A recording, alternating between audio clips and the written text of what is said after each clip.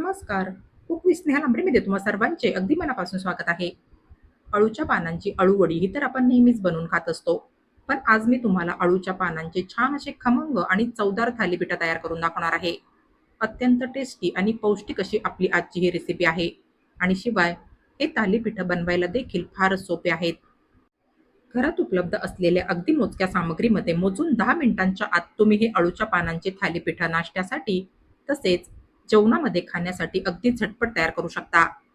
अशा ह्या खमंग थालीपीठांसोबत खाण्यासाठी मी तुम्हाला एक फारच टेस्टी आणि चटपटीत असा लसणाचा रायता देखील तयार करून दाखवणार आहे.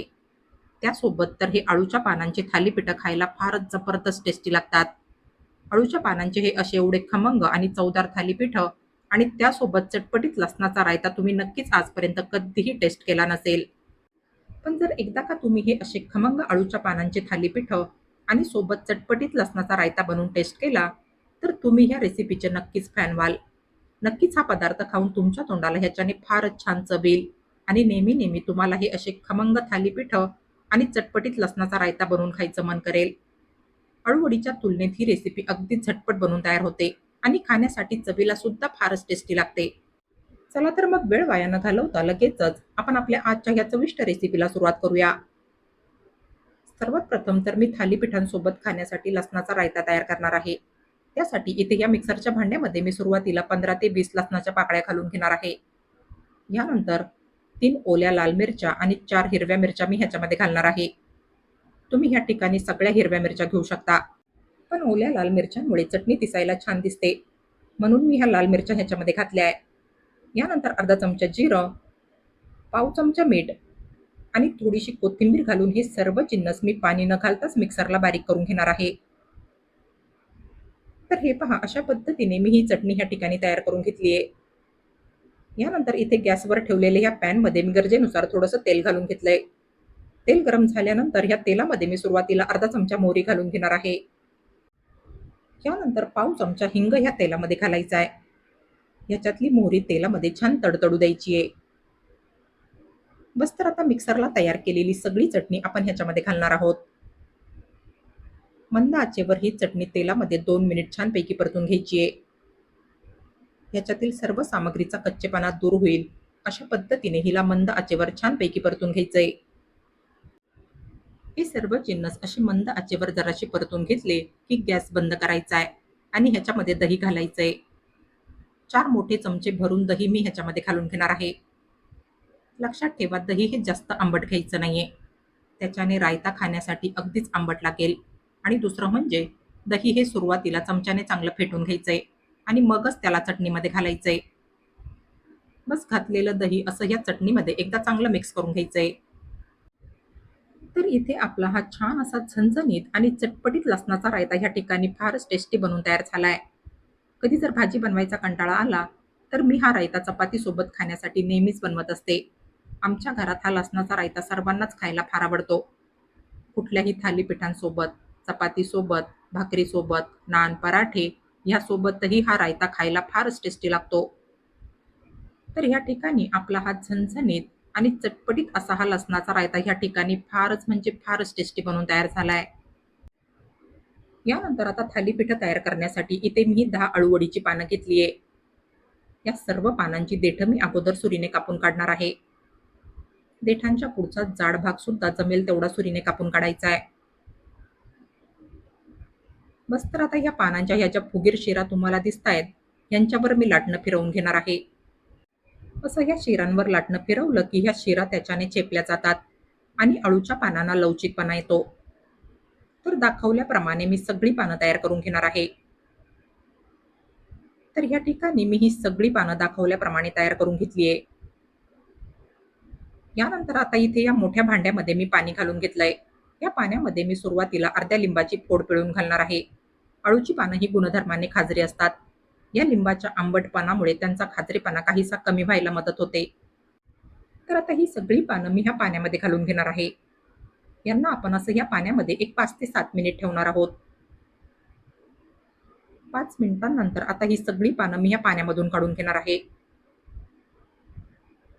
पानं पाण्यामधून काढून घेतल्यानंतर ह्यांच्यातलं संपूर्ण पाणी पूर्णपणे निथळून घ्यायचंय. पानांमधलं संपूर्ण पाणी एकदा पूर्णपणे निथळून घेतलं, की ह्या सगळ्या पानांचा एकत्र असा रोल तयार करून घ्यायचा आहे. ही सर्व पानं अशी एकत्र रोल करून चिरली, तर आपलं काम सोपं होतं आणि आपला वेळही वाचतो. तर हे पहा, यांचा मी असा एकत्र रोल तयार करून घेतलाय. बस तर आता ही पानं मी सुरीने बारीक चिरून घेणार आहे. कधी नाश्त्यामध्ये आणि दुपारच्या तसेच रात्रीच्या जेवणामध्ये झटपट खमंग आणि टेस्टी असं काही बनवून खावंसं वाटलं, तर हे अळूच्या पानांची थालीपीठं तुम्ही माझ्या या रेसिपीप्रमाणे एकदा नक्की ट्राय करून बघा. हा पदार्थ अगदी झटपट बनणारा पोटभरीचा पदार्थ ठरू शकेल. मोजून 10 मिनिटांच्या आत तुम्ही हा पदार्थ गरम-गरम खाण्यासाठी तयार करू शकाल. तर अशी ही पानं सुरीने बारीक चिरून घेतल्यानंतर आता ह्यांना मी एका बाउलमध्ये भरून घेणार आहे. तर चिरलेली पानं इथे मी ह्या बाउलमध्ये भरून घेतली आहे. यानंतर इथे या डिशमध्ये मी अर्धा चमचा जिरं, चवीप्रमाणे 7 ते 8 हिरव्या मिरच्या आणि 12 ते 15 लसणाच्या पाकळ्या घेतल्या आहे. यांना मी मिक्सरला पाणी न घालताच बारीक करून घेणार आहे. तर आता सर्वात अगोदर ह्याच्यामध्ये मी 1 वाटी बारीक चिरलेली कोथिंबीर घालून घेणार आहे. कोथिंबीरचं प्रमाण तुम्हाला हवं तर तुम्ही कमी जास्त देखील करू शकता. आता ह्याच्यामध्ये आपण हा मिक्सरला तयार केलेला हिरवी मिरची, लसूण आणि जिऱ्याचा सगळा ठेचा घालून घेऊया. यानंतर आता ह्याच्यामध्ये मी रेग्युलर साईजच्या वाटीने 1 वाटी बेसन घालून घेणार आहे आणि सोबतच सेम साईजच्या वाटीने पाऊण वाटी बाजरीचं पीठ आणि 2 चमचे गव्हाचं पीठ ह्याच्यामध्ये घालायचंय. बाजरीच्या पिठामुळे थालीपीठं छान खुसखुशीत होतात. पण जर तुम्हाला बाजरीचं पीठ नको असेल, तर तुम्ही ह्याऐवजी ज्वारीचं पीठ सुद्धा घेऊ शकता. थालीपीठाच्या मिश्रणामध्ये थोडंसं गव्हाचं पीठ घातलं, तर थालीपीठाच्या मिश्रणाला बाइंडिंग छान येते आणि सोबतच थालीपीठं खाण्यासाठी सुके-सुके नाही लागत. आता ह्याच्यामध्ये मी सुरुवातीला पाव चमचा हळद घालून घेणार आहे. यानंतर पाऊण चमचा धनापूड, 1 चमचा रेड चिली फ्लेक्स म्हणजेच कुटलेली सुकी लाल मिरची, 1.5 चमचा सफेद तीळ, चवीनुसार पाऊण चमचा मीठ, 2 चमचे तेल आणि 2 चमचे चिंच गुळाचा कोळ ह्याच्यामध्ये घालायचा आहे. असं ह्याच्यामध्ये थोडासा चिंच गुळाचा कोळ घातला, की पानं खाल्ल्यानंतर घशात कापल्यासारखं तसेच खवखवल्यासारखं नाही होत. आणि ह्या आंबट गोड चिंच गुळाच्या कोळामुळे थालीपीठं सुद्धा खाण्यासाठी चवीला फारच छान लागतात. या मिश्रणामध्ये तुम्ही तुम्हाला हवं तर बारीक चिरलेला कांदा सुद्धा घालू शकता. आमच्याकडे कांद्याशिवायच हे थालीपीठं खायला आवडतात. त्यामुळे मी ह्याच्यामध्ये कांदा घातलेला नाहीये. याच्यामध्ये पाणी घालण्या अगोदर हे सर्व जिन्नस मिक्स करून घ्यायचे. कारण अळूच्या पानांमधलं जे मॉइश्चर आहे त्याच्याने सुद्धा हे मिश्रण हलकंसं भिजेल. गरज पडेल तसं नंतर ह्याला थोडं-थोडं पाणी घालून भिजवून घ्यायचंय. थालीपीठाच्या मिश्रणामध्ये थोडंसं तेल घातलं, तर थालीपीठं छान खुसखुशीत बनून तयार होतात आणि पानांचा हिरवा रंग सुद्धा त्याच्याने टिकून राहतो. या मिश्रणाच्या बाइंडिंगसाठी मला ह्याच्यामध्ये अजून थोडंसं पीठ घालायची आवश्यकता वाटते. तर पुन्हा मी ह्याच्यामध्ये 2 चमचे बेसन आणि 1 चमचा बाजरीचं पीठ घालून घेणार आहे. शक्य होईल तेवढा पिठांचा वापर ह्याच्यामध्ये कमी करायचा आहे. बस मिश्रणाला थालीपीठांसाठी बाइंडिंग आली पाहिजे, तेवढंच पीठ ह्याच्यामध्ये घालायचंय. हे मिश्रण भिजवण्यासाठी पाणी अगदी कमी लागत असतं. तेव्हा अगदी थोडं-थोडं पाणी घालून ह्याला भिजवून घ्यायचंय. तर हे पहा, याला आपण ह्या ठिकाणी असं एवढं घट्ट भिजवून घेतलंय. भाकरीच्या पिठाप्रमाणेच ह्याला असं घट्ट भिजवून घ्यायचंय. हे मिश्रण हाताला चिटकू नये त्यासाठी ह्याला पुन्हा थोडंसं तेल लावून मळून घ्यायचंय. सकाळच्या घाई गडबडीत तुम्ही ही अळूच्या पानांची थालीपीठं अगदी फक्त 10 मिनिटांच्या आत तयार करू शकाल, नाश्त्यासाठी आणि टिफिनसाठी. हे जे तयार केलेलं थालीपीठाचं मिश्रण आहे, याला 5 मिनिटांच्या वर ठेवायचं नाहीये.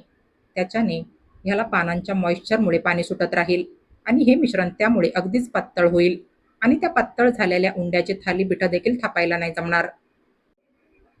तर आता थालीपीठं तुम्हाला जशी लहान मोठ्या साईजची हवी असतील, त्यानुसार ह्याचा असा अगोदर उंडा तयार करून घ्यायचा आहे. थालीपीठं ही शक्यतो कपड्यावर थापून बनवली जातात. तेव्हा असा एखादा कॉटनचा पातळ रुमाल किंवा मग कपडा घ्यायचा आहे आणि ह्याला असं पाण्यात बुडवून हाताने हलकंसं पिळून घ्यायचंय. हा ओला केलेला रुमाल आता असा अगोदर पसरून घ्यायचा आहे. ह्याला घड्या पडू द्यायच्या नाहीये. ह्याला हे पहा असं व्यवस्थित प्लेन पसरून घ्यायचंय. यानंतर सुरुवातीला हात पाण्याने ओला करून घ्यायचा आहे आणि तयार केलेल्या मिश्रणाचा उंडा तयार करून घ्यायचा आहे. हात पाण्याने ओला करून घेतला तर मिश्रण आपल्या हाताला चिटकणार नाही. बस तर आता हा उंडा असा बोटांच्या साह्याने थापून घ्यायचा आहे. मिश्रण हाताला चिटकू नये त्यासाठी अधूनमधून बोटांना थोडंसं पाणी लावत राहायचंय आणि ह्याला असं ओल्या बोटांच्या साह्याने थापून घ्यायचंय. ही थालीपीठं फारच खमंग आणि चवदार बनून तयार होतात आणि शिवाय खाण्यासाठी सुद्धा ही थालीपीठं फारच पौष्टिक असतात. घरात उपलब्ध असलेल्या अगदी मोजक्या सामग्रीमध्ये तुम्ही ही थालीपीठं अगदी झटपट तयार करू शकाल. तर हे पहा, हे थालीपीठ असं एवढं पातळ थापून घेतल्यानंतर आता ह्याच्यावरतून मी थोडेसे सफेद तीळ घालून घेणार आहे. तसं तर हे टोटली ऑप्शनल आहे. पण असे ह्याच्यावरतून थोडेसे सफेद तीळ घातले तर थालीपीठं भाजून चवीला छान खमंग लागतात. सफेद तीळ असे ह्या थालीपीठावर हलक्या हाताने दाबून घ्यायचे. आता या थापलेल्या थालीपीठाला असे बोटांनी काही होल करून घ्यायचे. थालीपीठं ही थोडीशी जाड थापलेली असतात. तेव्हा अगदी आतपर्यंत ही थालीपीठं छान भाजली जावी त्यासाठी ह्यांना असे काही होल करायचे असतात. बस तर आता रुमालासकट हे थालीपीठ असंच थालीपीठाच्या खालून हात घालून उचलायचंय आणि ह्याला हे पहा अशा पद्धतीने तव्यावर भाजायला घालायचंय. ह्याच्यावरचा रुमाल असा हळूवार काढून घ्यायचा आहे. हे थालीपीठ छान असं खमंग आणि खरपूस भाजलं जावं त्यासाठी ह्याला जे आपण होल तयार केले त्याच्यामध्ये असं चमच्याने थोडं थोडं तेल घालायचंय आणि थालीपीठाच्या कडेकडेने सुद्धा थोडंसं तेल सोडायचंय. या तेलामुळे थालीपीठं छान खरपूस भाजून निघतात. बस तर आता ह्याच्यावर घट्ट झाकण ठेवून अगदी मंद आचेवर ह्याची पहिली बाजू 4 ते 5 मिनिट भाजून घ्यायची आहे. साधारण 5 मिनिट मंद आचेवर ह्याची पहिली बाजू भाजून घेतली की ह्याला पलटी करायचंय आणि पुन्हा या थालीपीठाच्या कडेकडेने चमच्याने थोडंसं तेल सोडायचंय. म्हणजे या थालीपीठाची दुसरी बाजू सुद्धा तेलामध्ये छान खरपूस भाजून निघेल. थालीपीठाची दुसरी बाजू मात्र झाकण न ठेवताच भाजून घ्यायची आहे. थालीपीठाची दुसरी बाजू मीडियम फ्लेमवर भाजून घ्यायची आहे. तर हे पहा, इथे आपलं हे थालीपीठ दोन्ही बाजूने फारच मस्त असं खमंग आणि खरपूस भाजून झालंय. फारच खमंग आणि टेस्टी असं आपलं हे आळूच्या पानांचं थालीपीठ ह्या ठिकाणी बनून तयार झालंय. हे पहा, दिसतानीच बघा हे थालीपीठ काय मस्त असं खमंग आणि खरपूस दिसतंय. फक्त दिसायलाच नव्हे तर चवीला सुद्धा हे थालीपीठं फारच म्हणजे फारच टेस्टी लागतात. तर अशाच पद्धतीने मी बाकीची सुद्धा थालीपीठं तयार करून घेणार आहे. हे एवढे खमंग आणि एवढे चवदार थालीपीठं खाल्ल्यानंतर तुमच्या तोंडाला ह्याच्याने हमखास फारच छान चव येईल.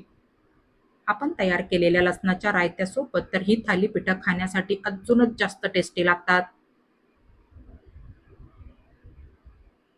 तर हे पहा, आपलं हे थालीपीठ ह्या ठिकाणी बघा काय मस्त असं खमंग आणि खरपूस तयार झालंय. हे असं गरमागरम खमंग आणि खरपूस थालीपीठ पाहून तुमच्या तोंडाला नक्कीच पाणी सुटलं असेल. तयार केलेल्या बाकीच्या मिश्रणाची सुद्धा मी थालीपीठं तयार करून घेणार आहे. दुसरं थालीपीठ तयार करायला घेण्या अगोदर रुमाल पाण्यात बुडवून स्वच्छ धुवून घ्यायचा आहे आणि त्याला हाताने हलकसं पिळून घ्यायचंय. बस तर आता सुरुवातीला दाखवल्याप्रमाणे हात पाण्याने ओला करून मिश्रणाचा उंडा तयार करून घ्यायचा आहे आणि हाताची बोटं पाण्याने ओली करून उंडा थापून त्याचं थालीपीठ तयार करून घ्यायचंय. कधी जर तुम्हाला झटपट, खमंग आणि खरपूस असं गरम-गरम काही बनवून खावंसं वाटलं, तर अशी ही अळूच्या पानांची थालीपीठं तुम्ही नाश्त्यासाठी तसेच दुपारच्या आणि रात्रीच्या जेवणासाठी सुद्धा अगदी झटपट तयार करू शकता. अळूच्या पानांची अळूवडी तर आपण नेहमीच बनवून खात असतो. पण अशी ही अळूच्या पानांची थालीपीठं सुद्धा तुम्हाला सर्वांनाच नक्कीच खायला फार आवडतील. कमी वेळेत आणि मोजक्या सामग्रीमध्ये बनवून तयार होणारी ही अळूच्या पानांची थालीपीठं खाण्यासाठी चवीला फारच म्हणजे फारच टेस्टी, खमंग आणि खरपूस लागतात. तयार केलेल्या लसणाच्या रायत्यासोबत तर ही थालीपीठं खाण्यासाठी अजूनच जास्त टेस्टी लागतात. ही थालीपीठं तुम्ही दह्यासोबत आणि लसणाच्या चटणीसोबतही खाण्यासाठी सर्व्ह करू शकता किंवा मग तुम्ही ह्यांना असंच देखील खाऊ शकता. फारच म्हणजे फारच जबरदस्त टेस्टी लागतात ही अळूच्या पानांची थालीपीठं आणि त्यासोबत लसणाचा रायता खाण्यासाठी. नेहमी नेहमी अळूवडी बनवून खायचा कंटाळा आला तर माझ्या या रेसिपीप्रमाणे अशी अळूच्या पानांची खमंग, खरपूस, खुसखुशीत आणि टेस्टी अशी थालीपीठं आणि त्यासोबत लसणाचा चटपटीत रायता तुम्ही एकदा नक्की ट्राय करून बघा. आणि तुम्हाला माझी आजची ही रेसिपी आवडली असेल तर प्लीज माझ्या या रेसिपीला लाईक आणि जास्तीत जास्त शेअर करा. आणि अशाच नवनवीन आणि पारंपरिक रेसिपीज बघण्यासाठी माझ्या या चॅनलला सबस्क्राईब करा. चला तर मग भेटूया पुढील रेसिपींमध्ये. तोपर्यंत हेल्दी खा आणि हेल्दी रहा. Take care.